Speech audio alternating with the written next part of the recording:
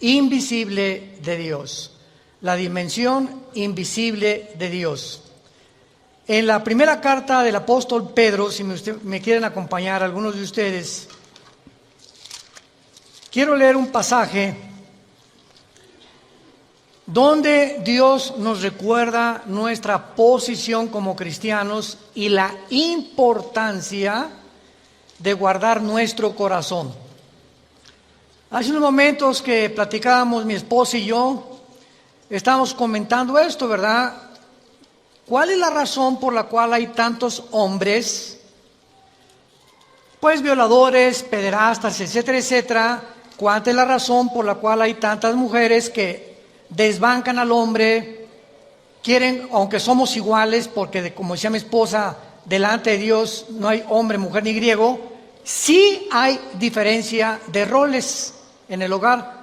Dios dejó al hombre como la cabeza para que pudiera guiar a su esposa y a sus hijos, y que la mujer pudiera realmente respetar a su marido, como dice la palabra de Dios. Y al no conocer estos roles y estas responsabilidades, el hombre se vuelve en autoritario, se vuelve en macho y comienza a abusar de su esposa como su esclava, la confunde como una sirvienta nada más, y tú estás aquí nada más, como decían los griegos. Esto no es del siglo XXI. Los griegos decían, la mujer no sirve más que para cuidar a los niños y para la cama. Esa era la filosofía de los griegos.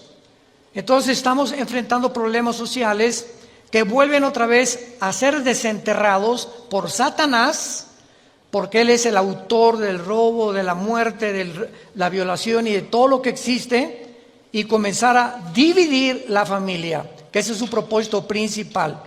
Crear odio del hombre a la mujer, y que la mujer comience a ser envenenada, creyendo que realmente los hombres son los culpables, cuando detrás de todo esto se encuentran poderes de las tinieblas, y lo único que va a proteger a nuestras hijas y a nuestros hijos es la oración de nosotros y nuestro testimonio. Cuando los hijos ven que tu matrimonio no es lo que ellos esperan que sea y quieren tener un matrimonio igual, se decepcionan los hijos.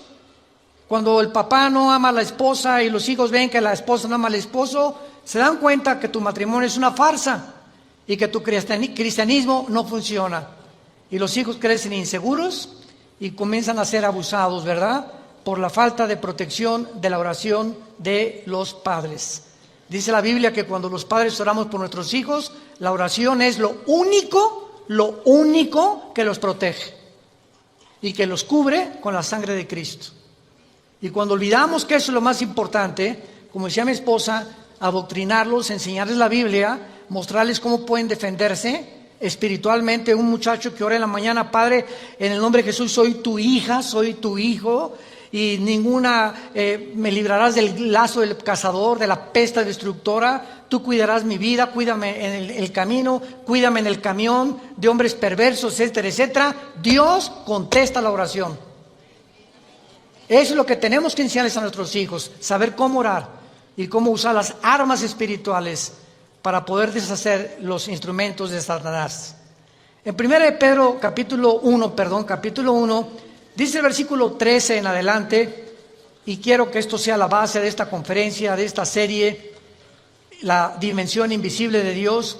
Por tanto, ceñid los lomos de vuestro entendimiento. Voy a ir despacito. Esta frase, ceñid los lomos, se encuentra continuamente en el original griego, y es una frase que en español como que, ¿qué significa ceñid los lomos? Entonces, esto significa que determinemos ya, que apretemos como apretamos el cinturón para sostener nuestros pantalones, que ya determinemos en nuestra mente entender la santidad. Entender la santidad. Es lo que significa ceñid vuestros lomos. Ya, por favor, aprieten su mente, firme tus convicciones, sean sobrios y esperen por completo en la gracia que se os traerá cuando Cristo sea manifestado. Esto es importante.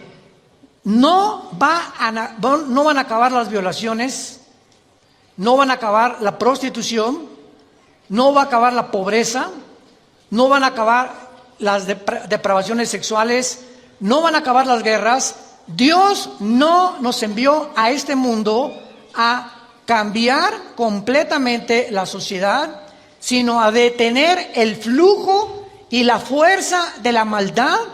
Por eso se nos llama la sal de la tierra. Pero no vamos a acabar nosotros con la maldad. Hasta que Cristo regrese, Él va a acabar con la maldad. Mientras estemos en este mundo, vamos a enfrentar maldad. Y la maldad, dice Mateo 24:12, va a aumentar, por lo cual el amor se va a enfriar. ¿Saben qué es lo que se enfría? El amor por las almas. Ya los cristianos no van a tener amor por las almas, ni les van a querer hablar a nadie de Cristo, cuando es el Evangelio el instrumento que Dios nos ha dado para cambiar realmente la sociedad. Porque hasta que los hombres que nos escuchan ahorita no entiendan que Cristo pagó por ellos en la cruz y no inviten a Cristo como su Salvador, un hombre ni una mujer van a cambiar. Lo único que cambia es el nuevo nacimiento. Y fuera de eso, perverso es el corazón y engañoso más que todas las cosas. Hay un animal con el cual nacimos, que la Biblia le llama pecado, y que ahí está, los cristianos nos damos cuenta cada día que pasa y crecemos en Cristo más y más, que cuando ese animal que traemos de nosotros, aún los cristianos lo seguimos trayendo. Por ejemplo, tú tómate 2 o 3 copas de más, o trata de usar alguna droga, le abres la jaula al animal. Y te das cuenta, con 2 o 3 copas, o con una droga, que ya no haces, ni piensas, ni hablas como una persona normal. Y vas a hacer cosas que nunca harías en tus 5 sentidos. Es lo que Pablo nos dice en Filipenses capítulo 1, yo no soy como el que tiene confianza en la carne. Traemos un animal dentro, todos. Unos ya lo han domado, unos lo tienen enjaulado, unos lo tienen, el Espíritu Santo nos fue dado para ese animal poderlo amarrar y que no lo dejemos suelto, porque viene la anarquía. Es como un caballo salvaje que lo deja suelto y que sale, ¿verdad? Hay que meterle el freno al caballo, causarle dolor al caballo para que el caballo responda. Esto es lo que Pedro nos quiere decir. Aprieten ya los lomos de vuestro entendimiento, sean sobrios y esperen. Estamos viviendo una época donde estamos esperando que este mundo sea cambiado por Jesucristo. Y mientras Cristo viene, hagamos, como decía mi esposa, lo más que podamos para poder detener, no acabar, porque no vamos a acabar con la maldad, detener con nuestras oraciones y nuestro testimonio y la predicación del Evangelio, que la maldad no se reproduzca ni avance con la fuerza que está avanzando. Tenemos que aumentar las reuniones de oración en nuestras iglesias. Versículo 14, como hijos obedientes, no se conformen a los deseos que antes teníamos estando en vuestra ignorancia. Antes de ser cristianos, los hombres, ¿verdad? La mayor parte de los hombres están acostumbrados a ver a una mujer y comérsela con los ojos. La mayor parte de los hombres ven a las mujeres y las mujeres no se dieron cuenta, hace 30 o 40 años, no se dieron cuenta que la forma como se visten también, y no estamos diciendo, ¿verdad? Ay, pues qué hombres tan cochinotes. Es que la mujer tiene su participación también. Dice 1 Timoteo 2 que las mujeres se vistan con ropa decorosa. Entonces también hay cierta participación de mujeres que se ponen escotes, que se ponen pantalones demasiado apretados y forzosamente atraen sobre su cuerpo las miradas. Entonces también hay que cooperar, ¿verdad? Del otro lado, para que las mujeres dice la Biblia, como las mujeres que profesan la piedad. Ahora, si tú eres cristiana, vas a cambiar tu manera de pensar y te vas a vestir de una manera que no traigas la atención sobre tu cuerpo. Nada de minifalda, ni el escote por acá, ni pantalones demasiado apretados, ¿verdad? Ni coqueteos, ni mucho menos, porque los hombres responden inmediatamente ante estas tentaciones. Entonces, es lo que Pablo quiere decir. Seamos obedientes, tanto los hombres como las mujeres. Las mujeres que se vistan con ropa decorosa y los hombres en Cristo comenzamos a entrenar nuestros ojos. Pasas por un puesto de pornografía o vas a la playa, ya viste un bikini, ¿verdad? Hay playas donde ya no usan ni siquiera el brasier las mujeres. Ya la viste, pues ya no lo puedes impedir. No la veas 2 veces. No la filmes. Ya la viste. Y eso requiere entrenamiento. Volteamos y ya no quiero pensar en eso. No quiero seguir viviendo eso. ¿Por qué? Porque me va a hacer daño. Me va a hacer daño y ese daño me va a provocar que yo vea a mi esposa con otros ojos, o que comience a desvalorizarla a ella porque creo que hay mejores cuerpos que la de ella. Y entonces viene una guerra interna donde ese animal nos vence. Y Cristo lo dijo en Marcos 14:38, velad y orad, manténganse en oración, velad, mantente despierto, porque estamos rodeados de tentaciones. Películas, series, pornografía, revistas, por todos lados estamos inundados de pornografía, de inmoralidades. Entonces tenemos que entender eso, seamos obedientes y Dios nos va a bendecir. Seamos obedientes, y dice la Biblia, y este es el tema de nuestra conferencia en esta mañana, versículo 15, sino como aquel que os llamó es santo. El llamado es de un Dios que hizo los cielos y la tierra, y la Biblia lo describe como algo santo. Y la palabra santo que vamos a desarrollar en esta mañana, y la santidad no es lo que tú creías que significaba.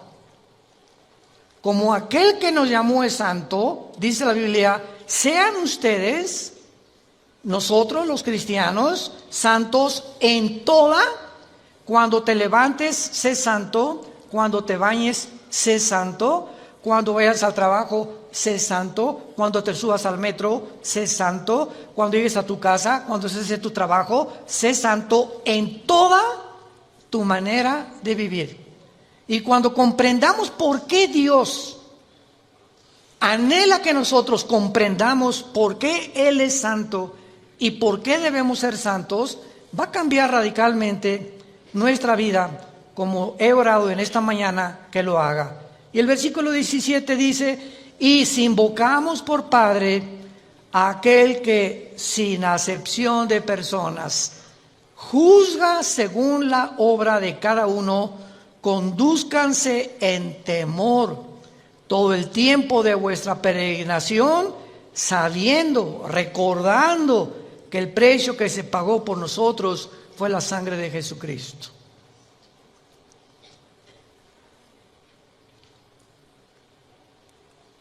Una de las doctrinas más importantes de la Biblia es el temor de Dios. Me costó a mí mucho trabajo comprenderlo hace muchos años. Proverbios 1:8, el principio de la sabiduría es el temor de Dios. Capítulo 2 de Proverbios, hijo mío, guarda mis mandamientos, atesóralos en tu corazón, búscalos más que el oro y que la plata, porque entonces entenderás el temor de Dios. Entonces vemos que esa frase, el temor de Dios, comenzamos a pensar que Dios nos manda que tengamos miedo de Él, ¿no es verdad? Porque cuando dice el temor de Dios es el principio para que comencemos a tener decisiones sabias en la vida, tenemos que entender el temor de Dios relacionado con la santidad. Entonces, hay 2 frases diferentes porque en el hebreo y en el griego, en el original, son diferentes. Una cosa es tenerle miedo a Dios y otra cosa es tener el temor de Dios. Síganme con mucho cuidado. Las personas que le tienen miedo a Dios se alejan de Él porque tienen miedo de Dios. Y las personas que tienen temor de Dios se acercan a Él porque conocen su carácter y saben que no pueden andarse ni salirse con la suya, y que Dios nos ve desde que nos levantamos hasta que nos acostamos, lo que pensamos, qué hacemos, qué meditamos, qué libros leemos. Él tiene un monitoreo de nosotros, de los billones de personas que habitamos ahorita el planeta, que somos como 7.500 millones de habitantes. A cada persona Dios la tiene monitoreada, y vas en el metro y sabe lo que va pensando Chencho, lo que va pensando Chabelita en el metro de Suecia, lo que está pensando en Inglaterra. Es impresionante y no nos sorprenda. Ahorita la computadora más grande del mundo, que la tienen los chinos, hace millones de cálculos en un segundo. Ahorita en China tú llegas y en las estaciones de los trenes y en las estaciones de los autobuses hay cámaras que comienzan a detectar las caras de los miles de chinos. Para mí que todos son iguales. Y ellos pensarán lo mismo de nosotros, ¿verdad? Y de cada uno, y cada vez, y entonces juntan los miles que tienen, lo meten a la computadora, inmediatamente saben quiénes están siendo buscados por la ley, quiénes son delincuentes, o a quienes se pasaron los altos 3 o 4 veces. Es increíble lo que nosotros con la tecnología hemos hecho. Ahora imaginémonos a Dios.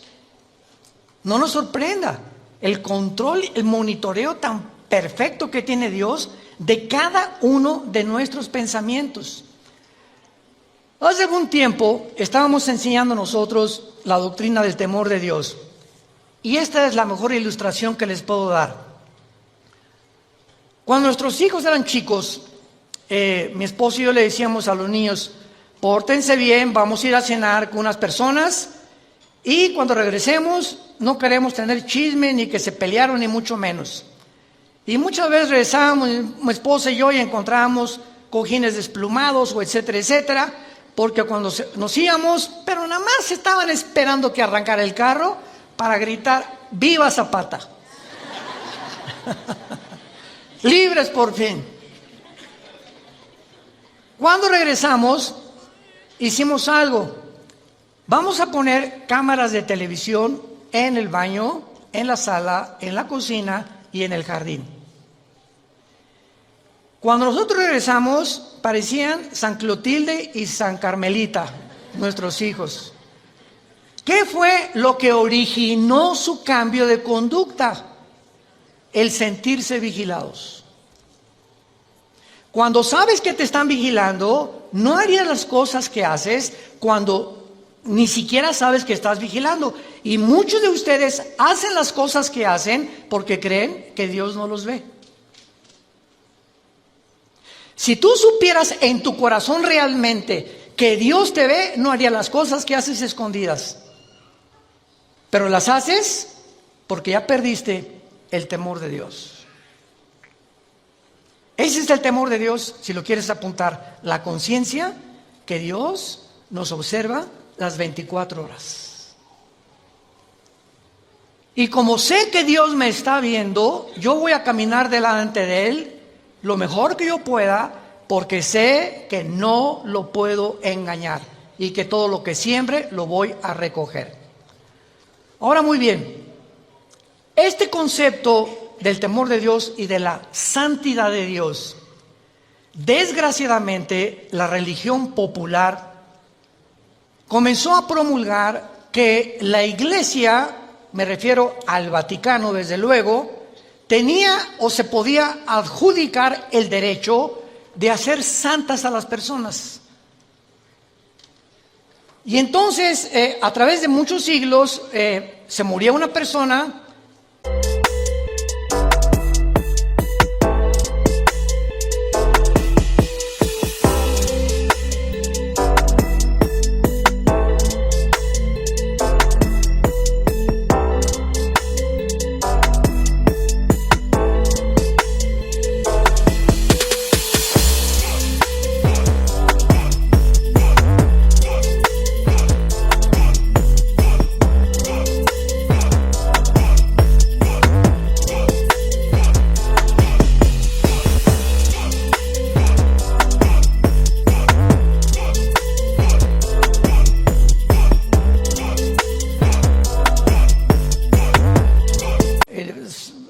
Se llamaba Carlos, Y entonces Carlos fue o monje o fue monjita Cleotilde, etcétera, etcétera.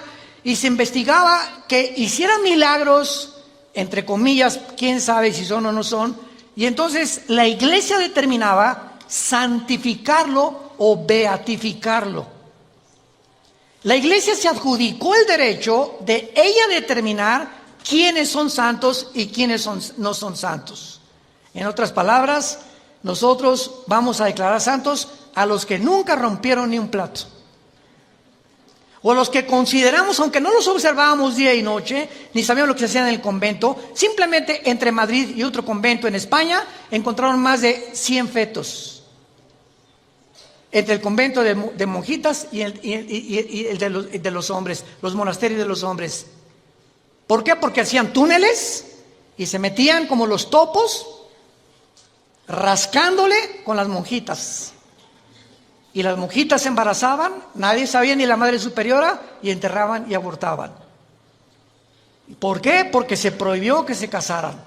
Porque para poder servir a Dios tienes que encerrarte en un lugar y nunca casarte. El voto del celibato sacerdotal. Todas estas barbaridades que ya cuando venimos a la Biblia las comenzamos a comprender. Venimos a la Biblia y encontramos en la primera carta a los Corintios, en la segunda carta a los Corintios, en el libro de Éfeso, en el libro de Filipenses, de Colosenses, de Gálatas, todas las cartas comienzan Pablo a los santos de Corintio, Pablo a los santos de Éfeso, Pablo a los santos. Vemos en la Biblia que Dios declara santos a los que han invitado a Jesucristo como su Salvador. Y la palabra santo, por el amor de Dios, apúntala en el original hebreo y en el original griego. En el hebreo es la palabra kadosh, con Q de queso, kadosh. Y en el griego es la palabra que se usó para poder decir agios, agios con H y G de gárgara. Kadosh en el hebreo, agios en el griego. Y tanto en el hebreo como en el griego, la palabra santo nunca significa bueno. ¿Qué es el concepto que tenemos? Ahí te crees muy santito, ¿verdad? O sea, te crees muy bueno. La palabra santo no significa eso. La palabra santo, apúntalo, significa separado, apartado para servir a Dios. Cuando Dios nos dice, sean santos porque yo soy santo, tenía Dios que enseñarlo desde el principio con el pueblo de Israel. Dios agarró al pueblo de Israel y se lo trajo a un monte que se llama el Sinaí. Ahí en el monte Sinaí le dijo a Moisés, sube tú nada más allá arriba a la punta conmigo. Después subió Josué y al pueblo le dijo Dios que se queden a la mitad, porque el que se acerque a la montaña muere. Y comienza Dios a asociar la santidad con la muerte. En otras palabras, ustedes tienen que entender que yo soy una entidad, el Dios de la Biblia no es igual a ninguno de nosotros, ni a los ángeles, ni a los querubines, ni a los serafines. Es algo completamente separado de todo lo que Él creó. Y por ser tan diferente de todos nosotros y de todo lo que Él creó, sus pensamientos no son iguales a los nuestros. Las cosas que Él hace no son las cosas que nosotros hacemos. Son un abismo de diferencia entre las dos, entre la santidad de Dios y el pueblo que somos nosotros. Entonces, cuando suben al monte Sinaí, Dios comienza a enseñarles que las personas que se acerquen a Él tenían primero que purificarse, tenían que limpiarse, porque cuando se acercaran a Dios, Él no era igual que nosotros. Dios tenía que hacernos entender que somos pecadores, que tenemos maldad, que tenemos un animal dentro, y que antes de que yo me acerque a Dios, necesito decirle, Señor, 1 Juan 1, 8 y 9, si confesamos nuestros pecados, Él es fiel y Él es justo para limpiarnos de toda maldad. no nos atrevamos a acercarnos a orar o a pedirle a Dios dar un mejor trabajo. Hermano, por favor, ayúdeme porque mi esposo es una bestia, y etcétera, etcétera. Hermana, ¿y usted cómo está? ¿Usted vive en santidad? ¿Usted está cerca de Dios? Porque usted me viene a decir que su esposo es esto y el otro, pero me...